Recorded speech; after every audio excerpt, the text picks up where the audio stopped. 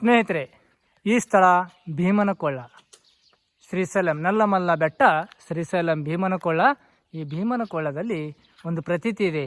ಈ ಕೊಳ್ಳದಲ್ಲಿ ಈ ಹೊಂಡ ಏನು ನಿಮಗೆ ಕಾಣಿಸ್ತಾ ಇದೆಯಲ್ಲ, ಈ ಹೊಂಡ ಭೀಮನ ಗದಲಿಂದ ಹೊಡೆದು ನೀರು ತೆಗೆದಂತಹ ಹೊಂಡ ಅನ್ನುವಂತಹ ಒಂದು ಪ್ರತೀತಿ ನಂಬಿಕೆ ಜನರಲ್ಲಿ ಇದೆ.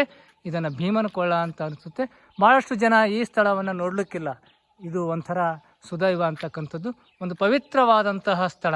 ಈ ಸ್ಥಳದಲ್ಲಿ ನಮ್ಮ ಆತ್ಮೀಯರೆಲ್ಲರೂ ಸೇರಿ ಕರಿಣಿ ಗ್ರಾಮದಿಂದ ಕಲಬುರಗಿ ತಾಲೂಕಿನ ಕಲಬುರಗಿ ಜಿಲ್ಲೆಯಿಂದ ಆಗಮಿಸಿ ಇಂದು ಇಲ್ಲಿ ಬಂದು ಪವಿತ್ರವಾದ ದರ್ಶನವನ್ನು ಪಡೆದು ಪ್ರಸಾದ ಸ್ವೀಕರಿಸಿ ಮುಂದೆ ನಮ್ಮ ಪ್ರಯಾಣ ಶ್ರೀಶೈಲಕ್ಕೆ ಪಾದಯಾತ್ರೆ ಹೋಗ್ತಾ ಇದ್ದೀವಿ.